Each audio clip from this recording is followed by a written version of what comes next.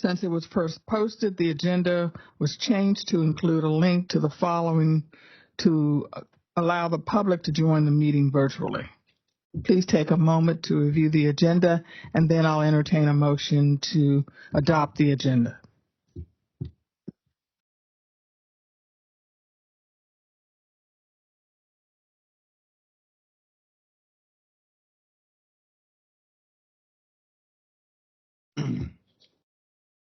Move to adopt the agenda. Second. Move to adopt the agenda.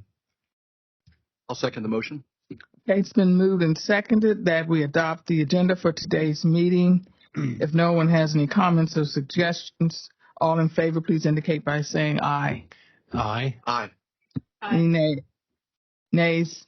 Hearing none, the board has adopted the agenda for today's meeting. Next on the agenda is approval of the meeting minutes from the February board meeting. Will a member please make a motion that we consider approval of the minutes from that meeting?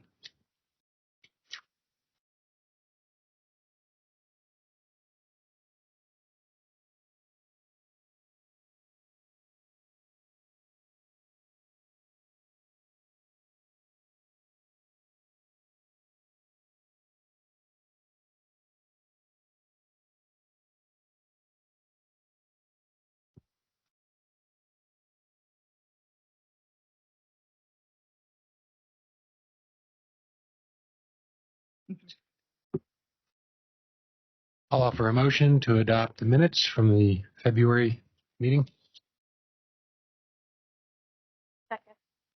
Okay. It's been moved and seconded that the board consider approval of the February 2024 meeting minutes. If there are no comments or suggestion, all those in favor, please indicate by saying aye. Aye. Any opposed? Now, hearing none, the board approves the February 2024 meeting minutes. Next, we will hear a report from the Office of Open Government. Niquelle Allen, Director of the Office of Open Government, will provide a report on behalf of the office. Director Allen, please proceed. Thank you, and good afternoon, Chairperson Hutcheson and members of the board. I am Niquelle Allen, Director of Open Government, and I am pleased to present this report on the activities of the Office of Open Government. Since the last board meeting, OOG has continued to fulfill its mission of ensuring that all persons receive full and complete information regarding the affairs of the District of Columbia government and the actions of those who represent them. I will start with Open Meetings Act and Freedom of Information Act advice rendered by the office.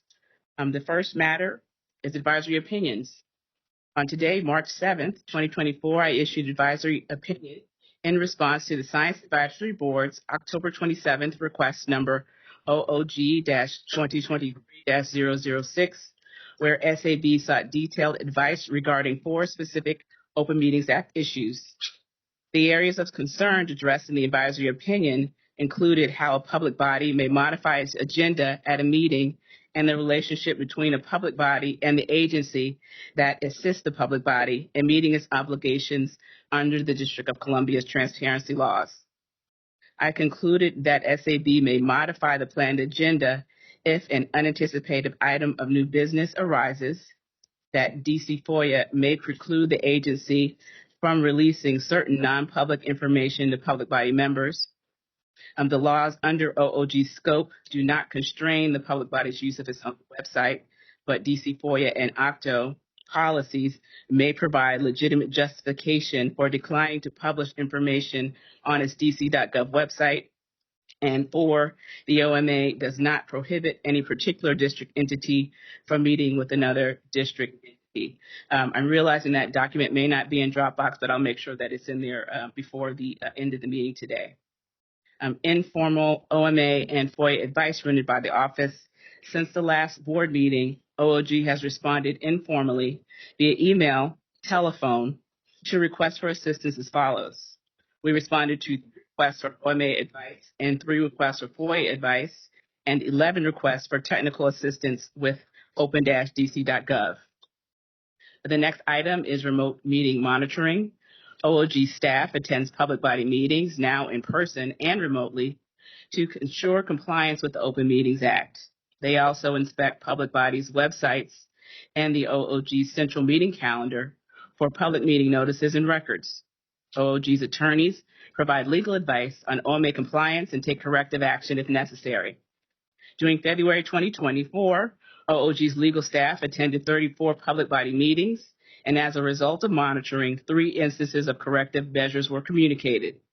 The public bodies failed to do the following: post detailed agenda, provide accurate meeting location, and cite the OMA regulatory statement. The next item I'm reporting on are the training and outreach activities of the office. The first is Persevica Fundamentals. On February 20th, 2024, Attorney Advisor Anthony J. Skirbo, Bega's records officer, attended Persevia Fundamentals. This training, offered during the Office of Public Records and Archives Record Manager's Spring Meeting, shared the details of this digital preservation system. Attendees learned how to use the system, how agency records managers will be provided access to the system, and how electronic records will be accessed into the system. The Open Meetings Act training for the Commission on the Arts and Humanities.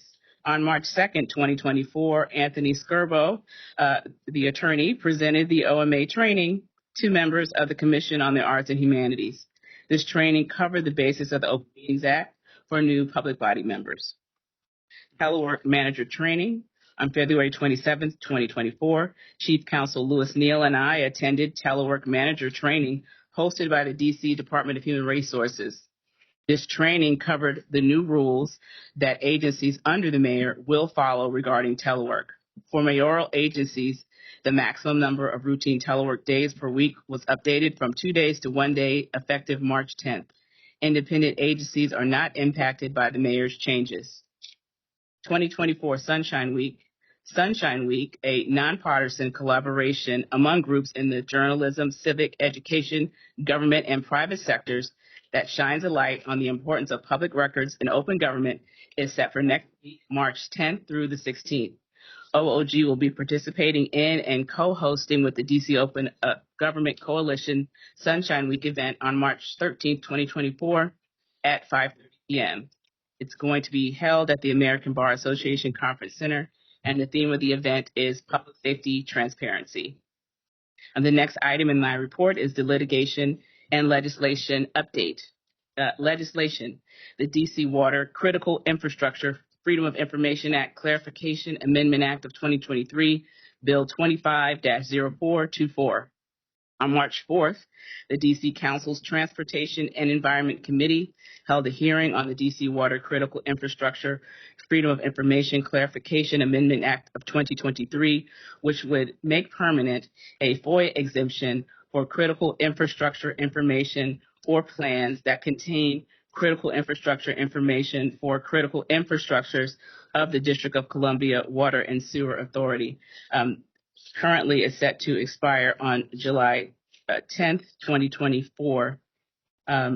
This bill was necessary because there are other entities within that structure, which are telecommunications entities, whose critical infrastructure is not subject to FOIA.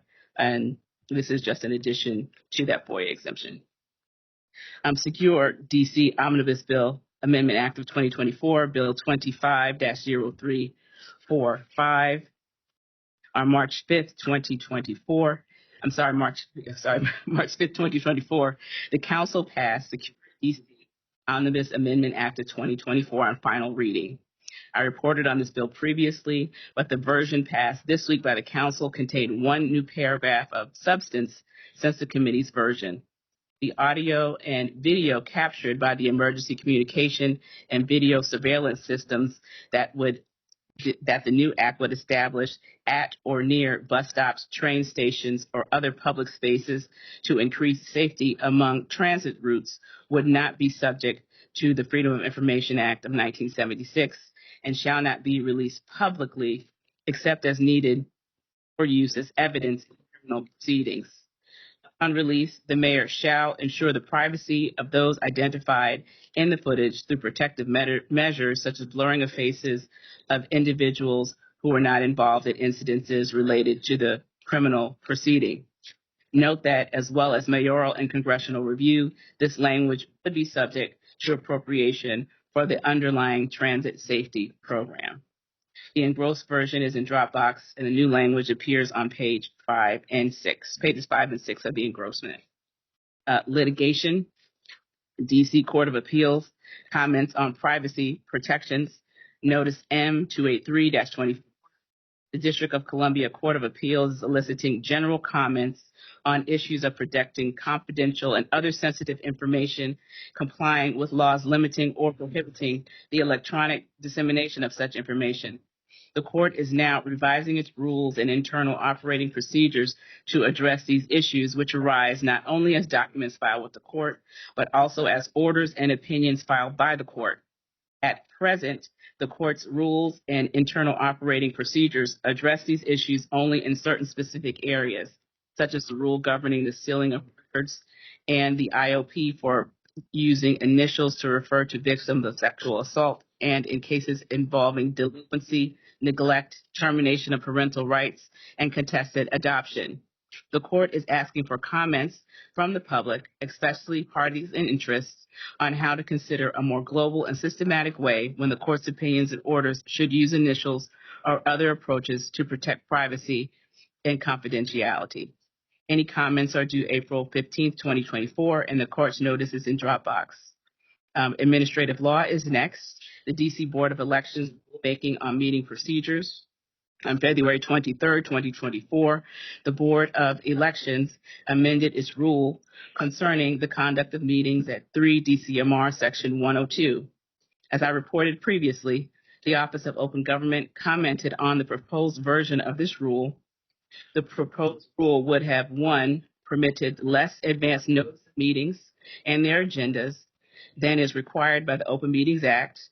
2, potentially permitted closure of meetings based on internally adopted policies rather than tracking the Open Meetings Act acceptable reasons for closure. 3, permitted a longer delay for the availability of minutes than is permitted by the OMA. The Board of Elections decided to incorporate the Office of Open Government's comments into the final rulemaking. It mentioned in the regulatory preamble that a purpose of the rulemaking was to conform certain of the D.C. Board of Elections regulations regarding its notice, agenda, closed session, and meeting procedures to the Open Meetings Act.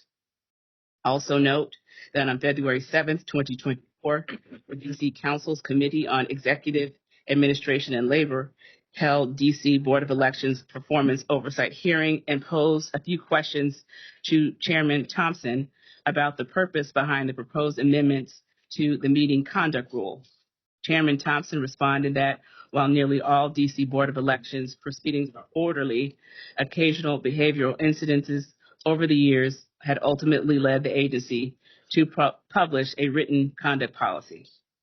The notice of final rulemaking, the Office of Open Government comments on the proposed version from October are in Dropbox.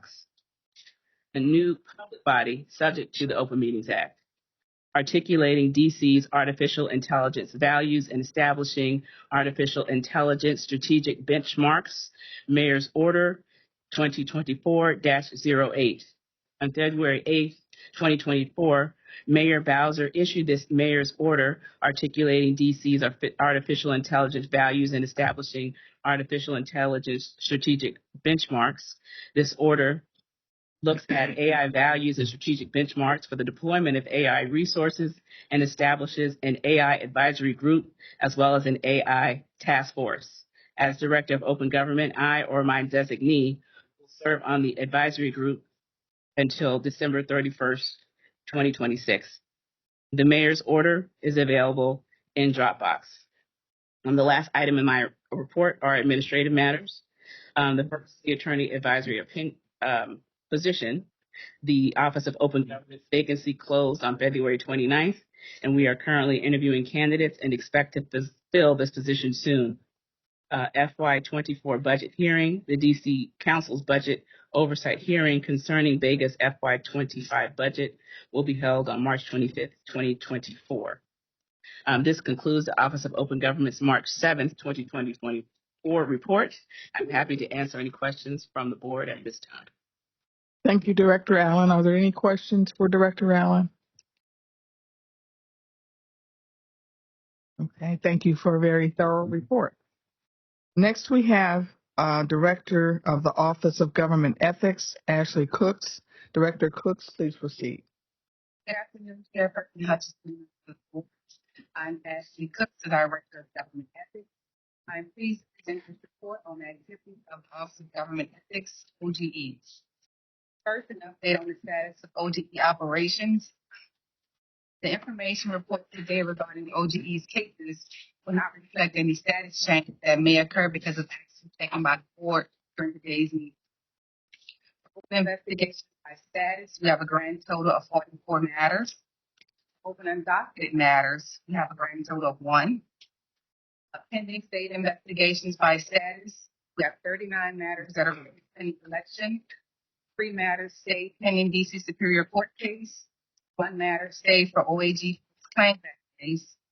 4 matters stayed for OIG investigation, for a grand total of 47 pending state investigations by status.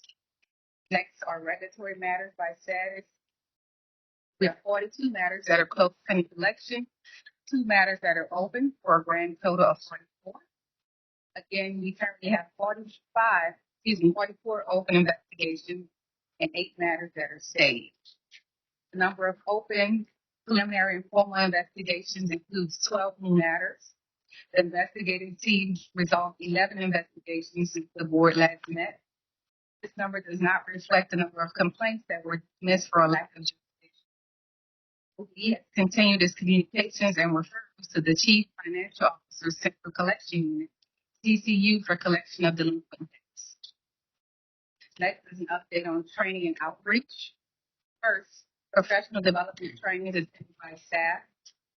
General Counsel Rashi Raj attended GCHR's 2024 Supervisory Attorneys Retreat, maintaining mental and physical longevity, becoming your own best coach, and a retraining on using and managing DCP card. Administrative Officer Tyrell Dow and Program Support Assistant Niquelle Titus also attended using and managing the DCP card. Supervisory Attorney Stuart Mitchell, General Counsel Raj, Supervisor Investigator Cook, and I completed Manager's Telework training hosted by the Department of Human Resources.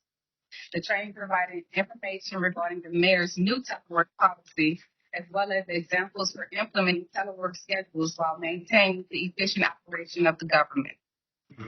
Attorney Advisor Marisa Jones attended Ethics Update, Practicing Law in the Virtual World, given by the National White Collar Crime Center. The training conducted by staff since the February board meeting. OGE conducted 8 training courses, which included the February monthly ethics training, the February Hatch Act training, 4 ethics counselor FDS training, and ethics training for the DC Green Bank, and the February ethics counselor brown bag section. On Monday, February 26th, Attorney Advisor Van presented the February ethics counselor brown bag session on the topic of widely attended gatherings. 29 ethics counselors attended and engaged in discussions of hypotheticals about what makes widely attended gatherings acceptable or not. Copy of the presentation is placed in the Dropbox. During February, 37 employees completed 39 courses using the learning management system, and 22 employees completed our ethics training using PeopleSoft. For outreach, OGE is in the process of updating and implementing new training courses for the learning management system. We met with LRN, the vendor that created and hosts the LMS, to discuss new courses that can be added based on the existing contracts, as well as updating some of the current courses. Supervisory Attorney Asia Stewart Mitchell is the point of contact for this project and has begun updating the financial disclosure statement training. The LMS has provided the opportunity to train and reach a broader audience of employees. With these updates, our goal is to fine-tune the ethics information we provide and increase the number of courses that are available on the system. Next is an update on advisory opinions and advice. First, informal advice. OGE's legal staff provided advice for approximately 35 ethics inquiries, which is 2 more than the 33 reported at the last board meeting. This number does not include responses we have provided to questions regarding the FTF and lobbyist e-filing systems. For formal advisory opinions, last month OGE published advisory opinion cooperation and retaliation, which discusses the obligation of D.C. government employees to cooperate with OGE's investigation and the prohibition against retaliating against employees retaliating against employees who report unethical conduct and cooperate with investigations. This opinion is still within the 30-day comment period and will be finalized on March 23rd. A copy was placed in the Dropbox. Also in the work, an advisory opinion on the use of official social media accounts opposed to personal accounts. Next is an update on legislation and rulemaking. First, the one and only update here is financial disclosure rulemaking. OGE has identified board and commission members that do not meet the definition of public official under DC Official Code Section 1-1161.0147 and don't file financial disclosure forms despite the fact that they engage in conduct that creates a financial conflict of interest or the appearance of a conflict of interest. OGE has drafted a proposed rulemaking that will designate those board and commission members as public financial disclosure statement filers. The proposed rulemaking was placed in the Dropbox for the board's approval. Next is an update on OGE administrative matters. There's only one update there, the 2025 budget oversight hearing. Bega has received a tentative date to appear before the Committee on Executive Administration and Labor for its FY25 budget oversight hearing. Both OOG and OGE will provide information and testimony on the agency's current budget and FY25 budget enhancement requests. Next is an update on financial disclosure statement, FDS. Pursuant to the official code sections 1-1162.24 and 1-1162.25, public officials and certain government employees must file a financial disclosure statement as a means of transparency to prevent engaging in conduct that violates the financial conflicts of interest statute. And it is responsible for ensuring that employees and public officials who meet the statutory requirement file an annual financial disclosure statement. 2024 FDS season is underway. The 2024 financial disclosure statements for calendar year 2023 are due on May 15, 2024. On February 2nd, OGE sent letters detailing the financial disclosure process to 140 agency heads and ethics counselors at various agencies and boards and commissions. Last month, Attorney Advisor Van and Program Coordinator Kosick provided training to agency ethics counselors regarding the financial disclosure statement. Additionally, ethics counselors were informed that departing employees may file their annual FDS prior to their last day of service. The FDS team is also in the process of preparing to send notice via mail to public filers. Agencies were required to provide Bega with lists of employees who've been designated as buyers by March 1st, and most agencies have provided those lists to OGE. The Office of the Chief Technology Officer completed a few more database updates for the electronic filing system, including using employee identification numbers to confirm employees for filing and enforcement. Regarding auditing, Auditor Courtney Walker completed and submitted for review the results of the 2022 CFPS audit. Auditor Walker continues to work with the Office of Pay and Retirement Services for garnishment and fee collection for revenue activities. Last is an update on lobbying registration and reporting, LRR. Pursuant to DC Official Code Section 1-1162.27a, a person who receives compensation or expends funds in an amount of $250 or more in any 3 consecutive calendar month periods for lobbying shall register with the Director of Government Ethics and pay the required registration fee. According to DC Official Code Section 1-1162.30, Each registrant shall file a quarterly report concerning the registrant's lobbying activities during the previous quarter. Lobbying reporting has remained steady since the start of the 2024 calendar year. The LOR team sent notice of one late registration and one late activity report since the January 17th filing deadline. On February 23rd, the Office of the Chief Technology Officer completed 2 updates to the lobbying registration and reporting e-filing system. One was the removal of the active inactive checkbox in registrants and clients' profiles. And the second was the amendment language from reports that are created after a previous amendment. Lastly, Auditor Walker completed and submitted for review the results of the calendar year 2023 reduced filer fee 501c3 audit. The LOR team will provide training to lobbyists on March 20th. Lastly, OGE sent notice to all registered lobbyists and their clients informing them that the 15-day grace period that was allotted during the COVID-19 pandemic will end on April 1st, 2024, and fines will be imposed on the day after the filing deadline. A press release was also issued. Thank you. This concludes the Office of Government Ethics March 7th, 2024 report. Any questions you may have? Thank you, Director Cooks. Are there any questions for Director Cooks? I would just comment that I did see in the Dropbox that you, with respect to the new, with respect to the proposed rulemaking, where you're suggesting the addition that you did put in whether they were paid and unpaid, which I think I asked for last time. So thank you very much for doing that. Thank you.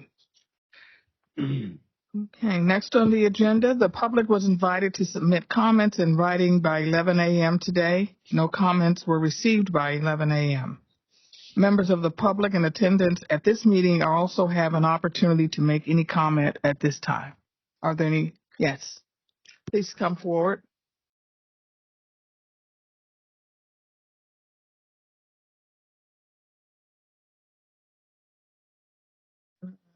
Their mic.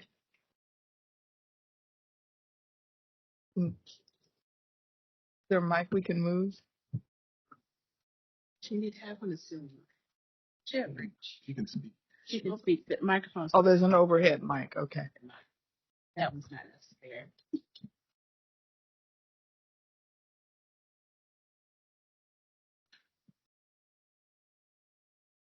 Thank you. Please identify yourself.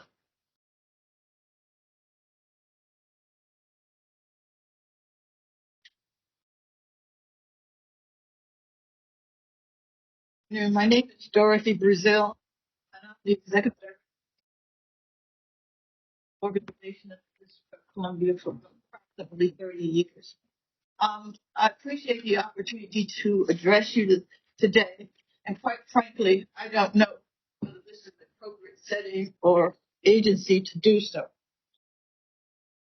In all the 30 years that I've been a watchdog over the district, I have never encountered the current situation I have.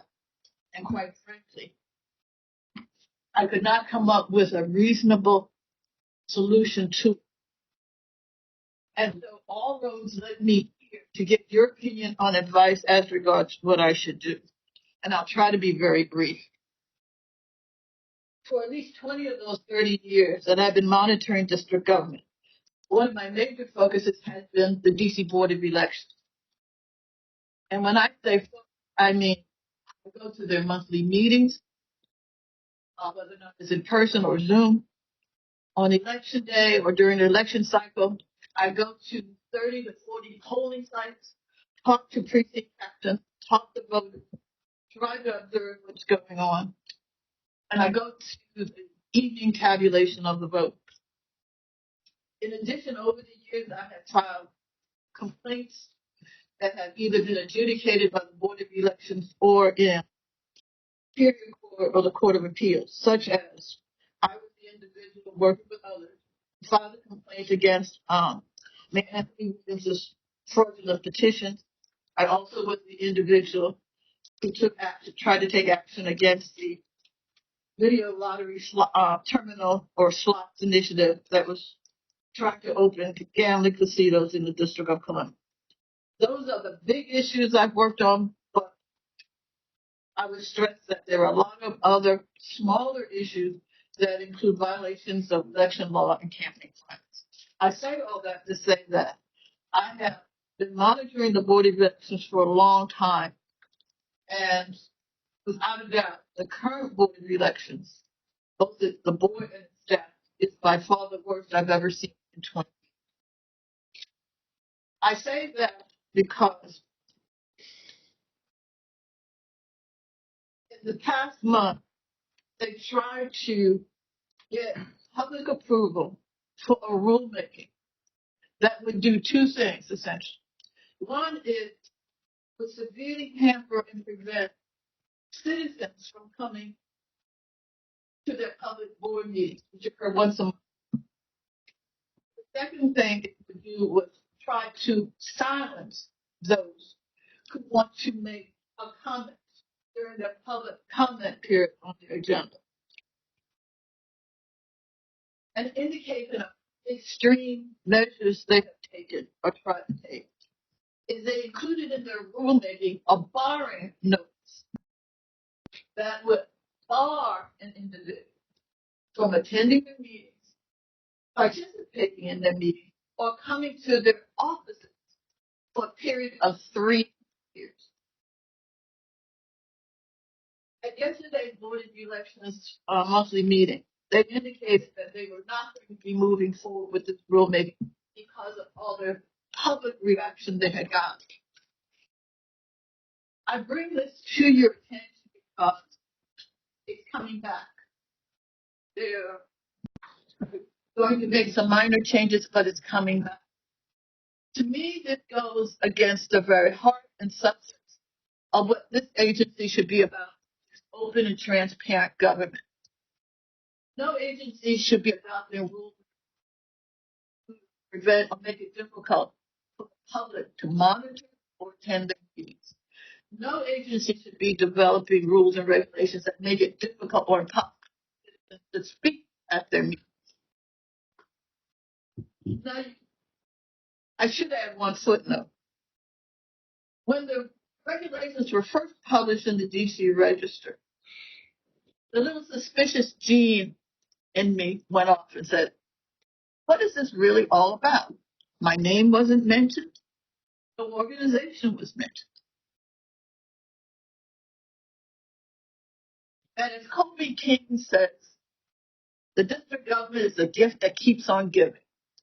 Within 2 days of publication of the proposed rulemaking in the D.C. Register, the chairman of the Board of Elections, Gary Thompson, was allowed to testify as public witness. And in his testimony, he essentially called me out and said they had to adopt this rulemaking because of me. After hearing before Mrs. Bonds' committee, he said, I would say the main threat to our mission, Board of Elections, are people attacking our agency, trying to throw us off our game. There is one person, then he makes the reference to me that I identify, who I have seen bombard us with requests, harass our staff, harass our board members like me, and make never-ending false allegations about our agency. The executive director of the Board of Elections, Monica Evans, then goes on in her testimony about a half hour later to include threats to the agency. And she said, I would also like to address threats to the integrity of our work. I must address the numerous instances of reckless and false allegations leveraged against the Board of Elections. I would add a footnote here. All meetings of the Board of Elections are recorded with a court report. There's also a videotape of all the meetings. Both Monica Evans and the chairman of the Board of Elections, Gary Thompson, in response to questions from the chairman of the committee, indicated the reason it was urgent for them to adopt it was because an individual has come to the board meeting, thrown things at the board and the dais and the staff, and have verbally harassed the board. I challenge anyone to find proof. It is a full-faced lie. And I say it's a lie regarding me, and I know of no instance in the 30-plus years I've gone to Board of Elections meetings where this has happened. Now, there are other issues I would like to bring to this board's attention, which I will commit to writing.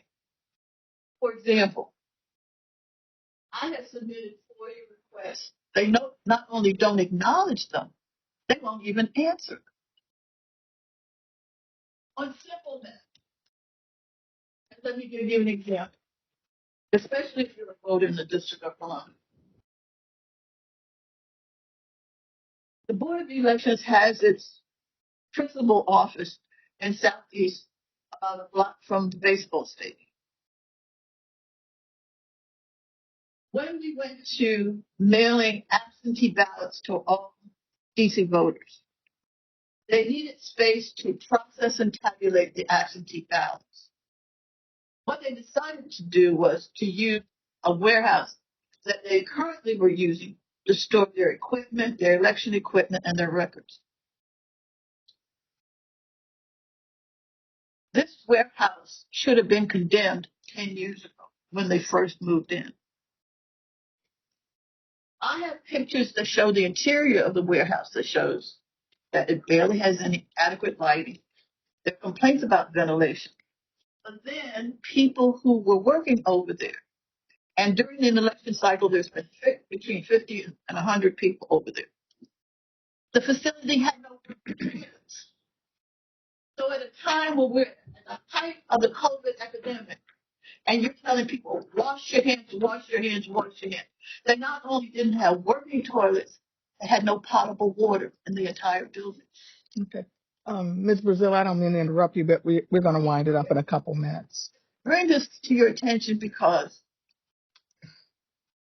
if I have read and followed the legislation that governs this body, it seems geared toward an individual, filing a complaint against an individual.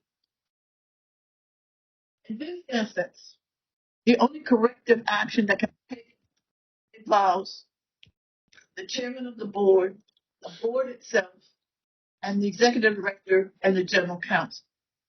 With that said, I'd appreciate any advice and counsel you give as regards what can be done, how to proceed, especially since we're already in an election cycle and we'll have the primary. Thank you.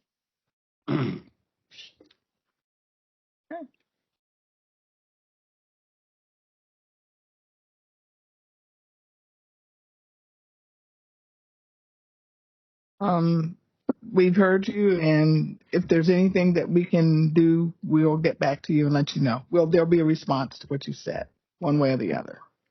Okay. Madam Chair, if I can just say, Ms. Go right thank ahead. you for, we welcome public comment. We appreciate you being here. I have fond memories of many years ago being in the House of Representatives, District of Columbia Oversight Committee with my old boss, then Chairman Tom Davis, and Ranking Member Eleanor Holmes Norton, and you were a vigilant watchdog then, and clearly you still are. So I commend you. I hope if, on the FOIA issue, my understanding is we don't oversee or we don't have oversight over other agencies, but certainly on you mentioned submitting FOIA requests that were not responded to. I think that's probably something our staff might be able to at least provide some guidance on or assistance. So I'll just encourage you to connect with staff on those kinds of issues. Thank you. Also, Yes, ma'am. I will detail for you and for the staff the multiple violations of the open meetings. Essentially, don't want any oversight. And that is why they have started this big lie that the reason they have to bar me is I throw things at people. And I mentioned this yesterday at a council hearing involving Kenyon McDuffie and Mr. Mendelson And they both stress for all the years I've gone to council meetings, and I've personally objected to things that are going on. I've never been known to throw it. Thank you. Thank you. All right. The next item on the agenda is the executive session or closed session of the board. This is a closed session to discuss ongoing confidential investigations pursuant to D.C. Official Code Section 2-575B14, to consult with an attorney to obtain legal advice, and to preserve the attorney-client privilege between an attorney and a public body pursuant to D.C. Official Code Section 2-575B4A, to discuss personnel matters including the appointment, employment, assignment, promotion, performance evaluation, compensation, discipline, demotion, removal, or resignation of government appointees, employees, or officials pursuant to D.C. Official Code Section 2-575B10, to deliberate on a decision in which the Ethics Board will exercise quasi-judicial functions pursuant to D.C. Official Code Section 2-575B13, and to discuss contract negotiation strategies pursuant to D.C. Official Code Section 2-575B2. May I have a motion to enter into executive session? I'll offer the motion that we enter into executive session. Is there a second? Second. It's been moved and seconded that the board enter into executive session. All those in favor, please indicate by saying aye. Aye. Any opposed? Hearing none, board members, we will convene next door in the boardroom for the executive session. We will return to the hearing room after the conclusion of the executive session to report out on any matters decided, to finish any other business, and to adjourn the meeting. Thank you.